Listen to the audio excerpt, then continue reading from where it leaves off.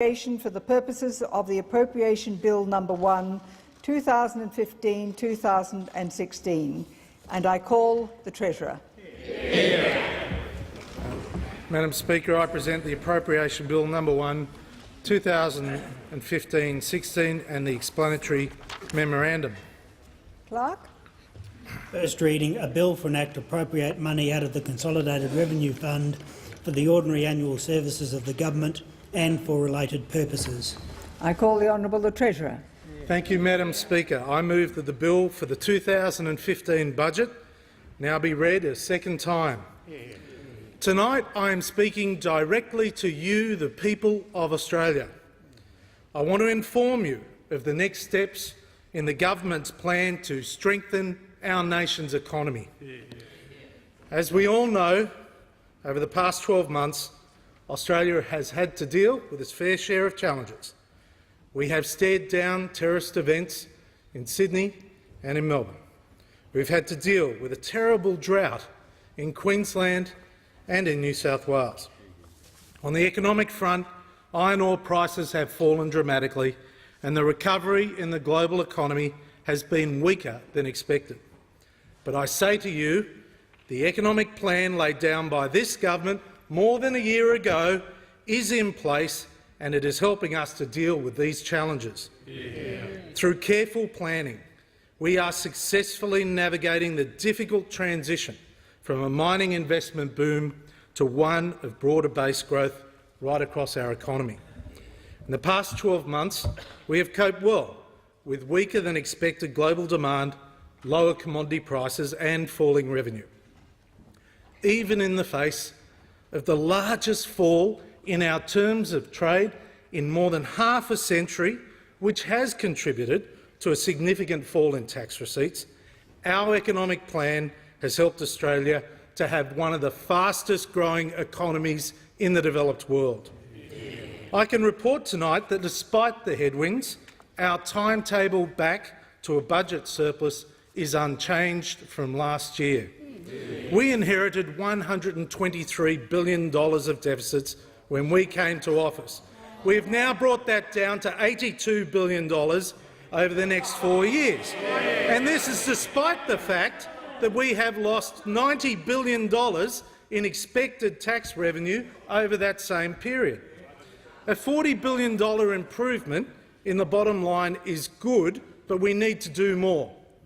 On a daily basis, the government borrows $96 million just to pay the bills, which is down from the $133 million a day that we inherited from the previous government. So today we have taken steps to continue repairing the budget with sensible savings and with a prudent approach to spending. We are redirecting funding to areas such as small business, childcare and infrastructure, which will boost growth and create jobs. At the same time that we've been repairing the budget, we have overseen a strengthening of growth in employment, housing construction, retail trade and in exports. And this is not an accident. Since we came to government, we have abolished the job-destroying carbon tax and we have abolished the job-destroying mining tax. And we have helped to create 250,000 new jobs, and there are more to come, a lot more to come.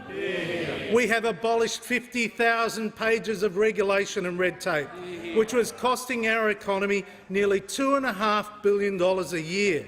And we are rolling out the biggest infrastructure program in Australia's history, with new road and freight corridors being built right across the country. We have helped to bring down the cost of living.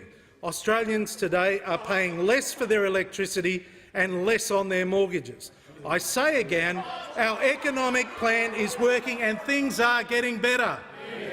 A lower Australian dollar is now providing a boost to sectors like manufacturing in South Australia and Victoria and tourism and education in Queensland.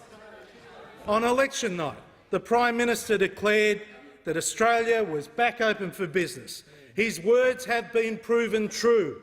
Since then, we've seen a significant increase in approved foreign investment applications in Australia, up 23% in the last year alone.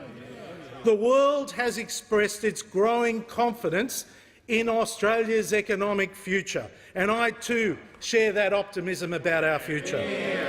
This budget, Madam Speaker, is the next step in our economic plan. The budget empowers small business to invest, grow and create jobs. This budget gives Australians the opportunity and the freedom to participate in the workforce no matter what their circumstances. This budget continues to implement our plan to build new roads, new rail and new infrastructure that will generate new growth opportunities across all parts of Australia, from our cities to our regional areas, from Tasmania to our great northern frontier. Madam Speaker, the global economy is turning for the better. The United States is back to near full employment. Europe is looking a little stronger, and Japan is finally starting to grow. And our biggest trading partner, China, continues to grow at nearly 7% despite a recent slowdown. With more than 1.3 billion consumers living in China, the demand for our exports will continue to grow. For every dollar we spend buying Chinese goods and services, the Chinese spend $2 buying our goods and services. We are the big winners out of that relationship. Each year we send enough iron ore to China to build the Sydney Harbour Bridge from Sydney to Perth and back to Sydney. And in the next 5 years we will become the world's largest exporter of liquefied natural gas. Together with our annual exports of coal, this is enough energy to power Tokyo, Singapore and Mumbai for an entire year. And while the prices are lower, and we wish those commodity prices were higher, the opportunities from Asia for our resources are enormous. People ask me, where are the future jobs going to come from? Well, consider this. If we could lift our services exports, like higher education, tourism, healthcare and financial services, to just half the level of our commodity exports, it would add $50 billion to our economy every year. That's why, in order to open that door, we are investing $6 billion in new trade agreements with China, Korea and Japan. And we are expanding that to India, which is the fastest-growing economy in the world, but still a very small trading partner of Australia. Australian-based businesses exporting our own homegrown skills in everything from advanced manufacturing to services will be the big drivers of wealth creation and job creation over the next decade. This is the growth opportunity that Australia has been patiently waiting for, and it is here now and it is available now. So our economic plan wants to do more to help business, particularly small business, take advantage of these opportunities. Madam Speaker, I, like so many of my colleagues, grew up in a small business family. The small business, that small business, put a roof over our heads, it paid the bills, it gave all of the family a chance at a better life. Small business is often a family business, a business of brothers and sisters, uncles and aunts, cousins, parents and children. And for those who work in a small business who are not related, well, they often become family. Our future growth will come from growing small business into big business. Every big company in the world started small. Every big idea in the world came from just one person or a handful of people working together. That is why tonight I am announcing a package of measures that will make a genuine and permanent difference to small business in Australia. To start, every small business will get a tax cut. We are giving you back more of your own money. And from 1 July this year, small companies with an annual turnover of less than $2 million will have their tax rate lowered from 30% to 28.5%. This is the lowest small business company tax rate in almost 50 years. Most small businesses, of course, are not run as companies, so we will also give an annual 5% tax discount of up to $1,000 a year for unincorporated businesses. We are the only government that will deliver tax cuts for small business, because we want small business to grow and employ more Australians. Madam Speaker, we recognise that small business, in order to succeed, needs better cash flow and better tools for innovation as well. So I announce that from 7:30 p.m. tonight, small business can claim an immediate tax deduction for each and every item they purchase, up to $20,000. From tonight, it can be instantly written off to reduce your tax liability. And this will benefit the 96% of Australian businesses, more than 2 million of them, that have a turnover of less than $2 million a year. This will be of enormous benefit to their bottom line and help business with their cash flow. It means innovation. It means jobs. It means more money to invest and grow your business. If you run a cafe, it might mean new kitchen equipment or new tables and chairs. If you're a tradie, it might be new tools or a computer for the home office. Cars and vans, kitchens or machinery, anything under $20,000 is immediately 100% tax deductible from tonight. We also want Australians to start a new business, and we want them to grow. Why? Because new businesses create new jobs. That is why we will ease the financial strain by allowing business owners to immediately deduct the costs incurred when starting up a new business or receive tax relief when restructuring their existing business. In addition, we are expanding the tax concessions for employee share schemes to make it easier for small start-up companies to attract the skills and talent they need to grow. Unlike the old system, under the old government, employees won't have to pay tax on their shares until they actually receive a financial benefit from those shares. This is great for workers and it's great for innovative start-ups. And to help small business grow, we are facilitating new opportunities for crowdsourced funding, making it easier for small investors to marry up with growing small businesses. And in a further new policy initiative, which is just common sense in the digital age, we are abolishing fringe benefits tax on all portable electronic devices used for work, like mobile phones, laptops and tablets. We need to keep up with developments in the new digital economy. Accordingly, the government is investing $255 million to make your dealings with the tax office, with Centrelink, with Medicare and other government agencies easier, simpler and faster. Madam Speaker, in many ways, farmers are the most resilient of all Australians, and they are also our very best environmentalists. They have to deal with the varied conditions of a big land, fierce global trade and ever-increasing competition. At the moment, we have parts of our country that remain in drought. As such, we are committing over $300 million to help them get through these tough times. Equally important, as part of our economic plan, we need to start preparing for the droughts beyond today. So all farmers will get an immediate tax deduction for new investment in water facilities and a 3-year depreciation allowance for all capital expenditure on fodder storage assets. In addition, all farmers will be able to fully deduct the cost of new fencing from their tax bill. This initiative will help to improve productivity and also environmental management of the land.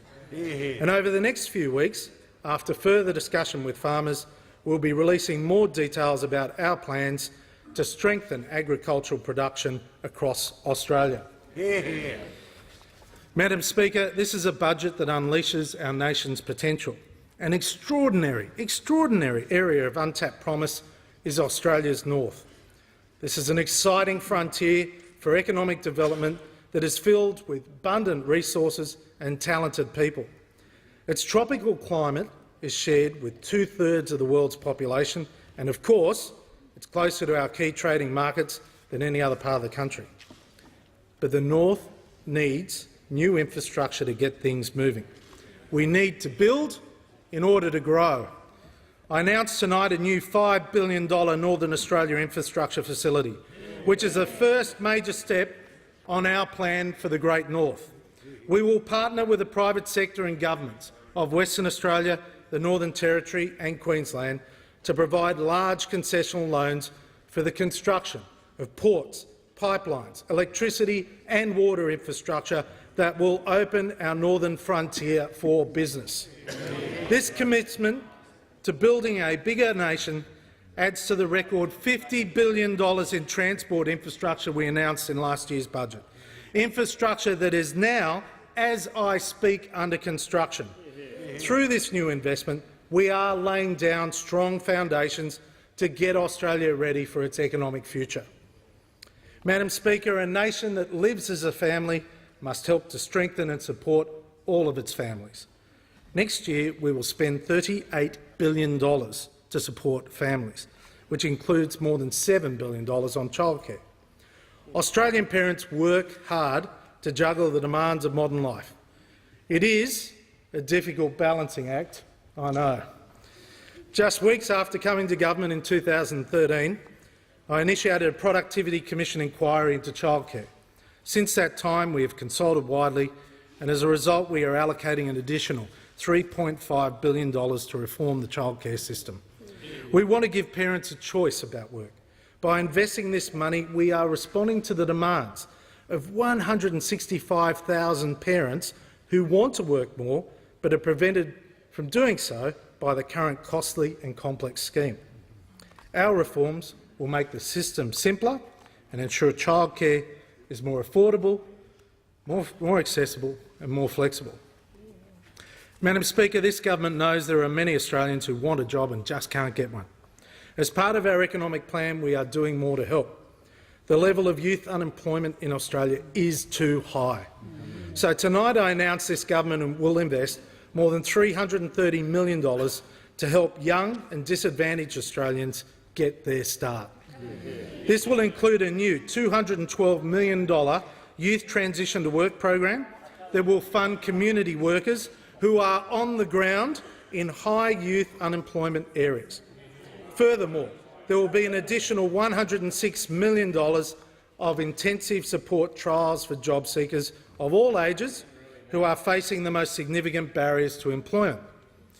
We are also improving the National Work Experience program so that 6,000 people can get genuine work experience in a real workplace.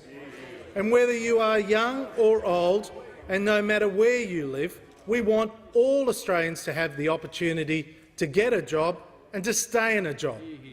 This budget will have a $1.2 billion national wage subsidy pool to target long-term unemployment.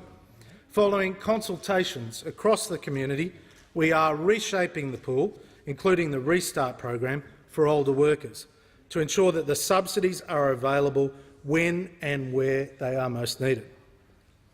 Madam Speaker, I want to reassure all Australian workers that they can have confidence in their retirement plans under this government.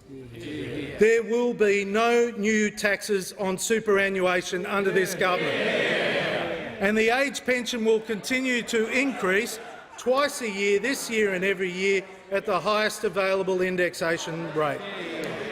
The age pension is our budget's biggest item of expenditure, $44 billion a year. That is more than 10% of all government spending.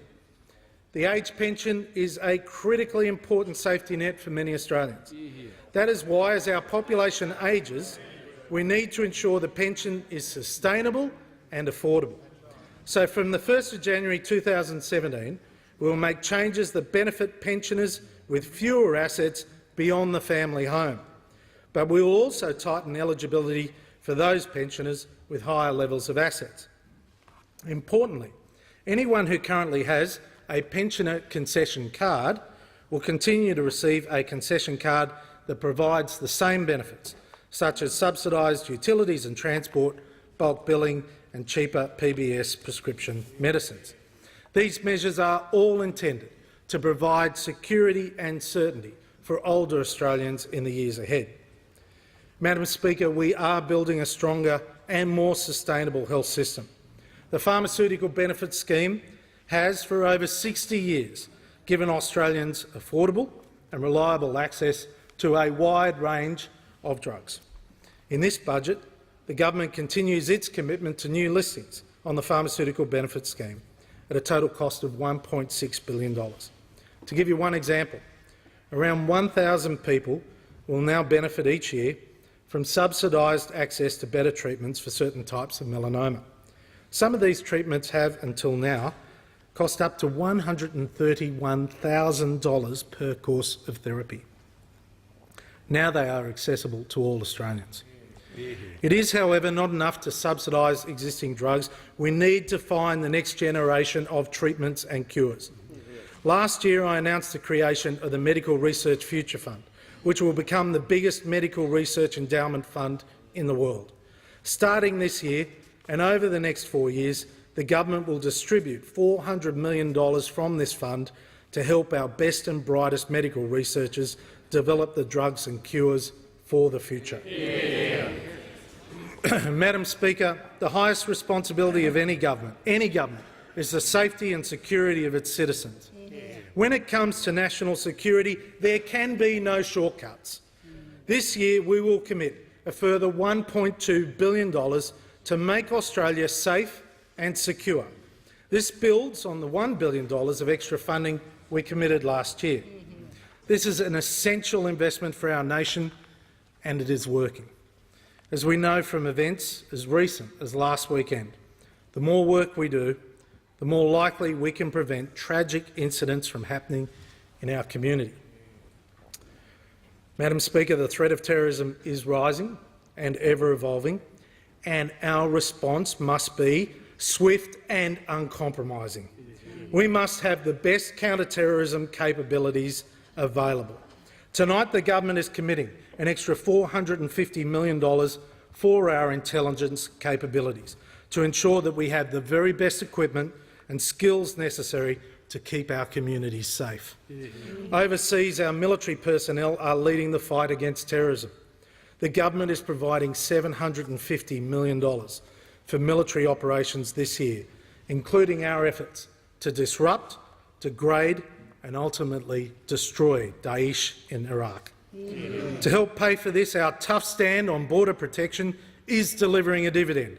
Our border protection policies have stopped the boats and they have saved lives. As a result, we are saving more than $500 million from closing unnecessary detention centres, and we are saving on the cost of processing new boat arrivals.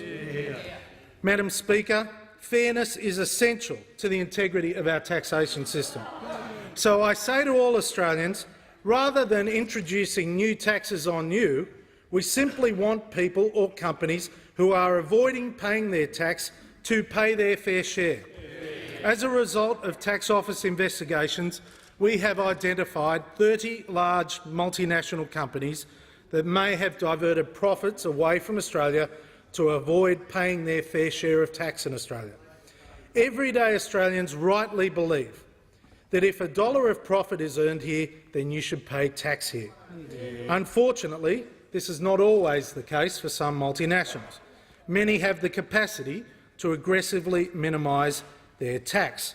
And what this means is that families and small businesses are forced to carry more than their fair share of the tax burden. Tonight, I am releasing the details of a new tax integrity multinational anti-avoidance law. This will stop multinationals using complex schemes to escape paying their tax. Under this new law, we will catch companies cheating, and they will have to pay back double what they owe plus interest. In addition, it is unfair that overseas-based businesses selling services into Australia may not charge GST when local businesses have to charge GST. A local business that employs Australians, pays rent in Australia, pays tax in Australia and helps build our economy is disadvantaged by the current system. We will level the playing field for Australian businesses by mandating that foreign businesses supplying digital products and services into Australia are subject to the GST. And, Madam Speaker, tonight I am also tabling the draft legislation in that regard. Everything we spend in this budget is being paid for by prudent savings in other areas. We don't want to increase taxes on Australians, but we do want everyone to pay their fair share of tax along the way. In this budget, we are amending the zone tax offset so that it is only available to those who have genuinely moved to specified remote areas, specifically excluding fly-in, fly-out, and that saves $325 million. We are limiting fringe benefits tax entitlements on overly generous meal and entertainment expenses, capping them at $5,000 a year per person, saving $295 million. And anyone on a working holiday in Australia will have to pay tax from their first dollar earned, rather than enjoying a tax-free threshold of nearly $20,000. That will save the budget $540 million. And the need for fairness and a level playing field applies in other areas. We are making changes to strengthen Australia's foreign investment framework by introducing a new fee regime on those foreigners that want to invest, and that will deliver better enforcement and stricter penalties if they break the law. This will deliver $735 million of revenue to the budget. These integrity measures protect those people that are doing the right thing. They promote trust, and they're all part of responsible budgeting. Madam Speaker, as I said last year, the debt and deficit mess that we inherited was not of our making, but we have taken positive action that is delivering the results to fix it. Australia's budget position is getting stronger each and every year. From a $48 billion deficit we inherited to $35 billion next year, down to a $7 billion deficit in another 3 years' time.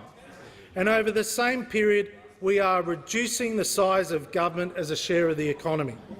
Of course, there's more work to be done on budget repair. Every nation must live within its means, and Australia is no different. But we cannot tax our way to prosperity, and we must continue to look for sensible savings. When we invest taxpayers' money, we must do so with great care. It's your money. It's your money that we're spending, and we have to be careful with every single dollar that you contribute. Despite the iron ore price having halved, we are still on a clear and credible path back to surplus, and gross debt in a decade will be over $110 billion lower than that which we inherited. Madam Speaker, this budget is responsible, measured and fair. We are creating opportunities for job seekers, young and old. We are caring for our most vulnerable, and we are keeping the country safe and secure. This is a budget for small business people who want to innovate and grow. This is a budget for young people wanting to get a foot in the door. This is a budget for parents juggling the complexities of modern life. This is a budget as much for the miners of the Pilbara as it is for the farmers in the Mallee. It is as much for a family in Brisbane as it is for a start-up business in Adelaide. This is a budget that helps build a stronger, safer and more prosperous Australia. Madam Speaker, I truly believe in my heart that our nation's best days are ahead of us. So now is the time for all Australians to get out there and have a go.